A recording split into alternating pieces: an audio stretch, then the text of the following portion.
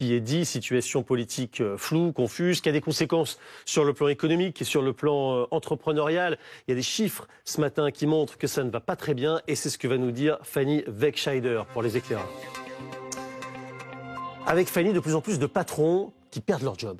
Oui, en effet, c'est ce que j'ai observé dans ce dernier rapport publié par l'association GSC et le cabinet Altares. Ils publient annuellement l'état des lieux de ces défaillances d'entreprises. Ce chiffre donc, qui vient d'être publié, c'est celui-ci. 31 000 patrons qui ont perdu leur emploi au premier semestre 2025.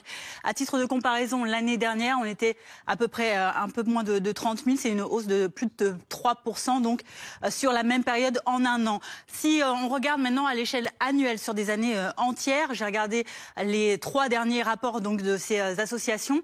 En 2023, vous le voyez, on était autour de 51 000 défaillances d'entreprises, un chiffre qui était déjà en augmentation de 33% par rapport à l'année précédente.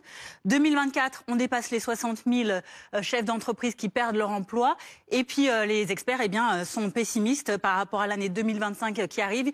Ils estiment que les défaillances seront chiffrées autour de 67 000, c'est encore une progression de 10% par rapport à l'année précédente.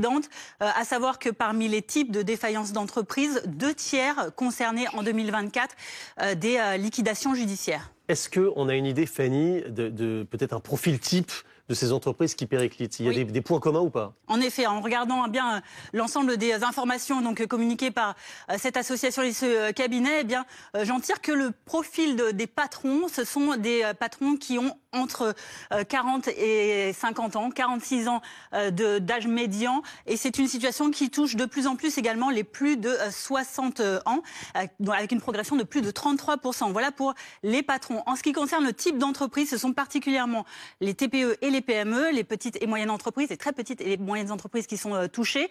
En particulier celles de moins de 3 salariés pour les 3/4 de ces entreprises.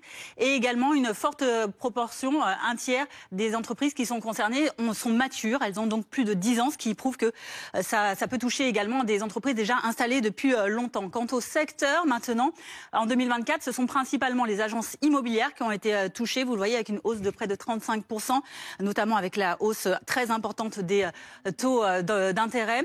Les transports de personnes ou de biens et la logistique également impactés à plus de 30% quasiment d'augmentation. Et puis la construction également avec l'augmentation des prix des matériaux. Merci beaucoup Fanny, très intéressant de voir François Hurel, le type de secteur qui est touché, ces entreprises qui font le maillage et la vie économique de la France. Vous êtes le président de l'Union des auto-entrepreneurs et on vient de voir ces chiffres qui sont assez inquiétants et on vous voyait opiner du chef en confirmant, parce que vous, ça c'est des chiffres un petit peu froids comme ça sur un mur, vous c'est une réalité que vous vivez au quotidien. Bonjour.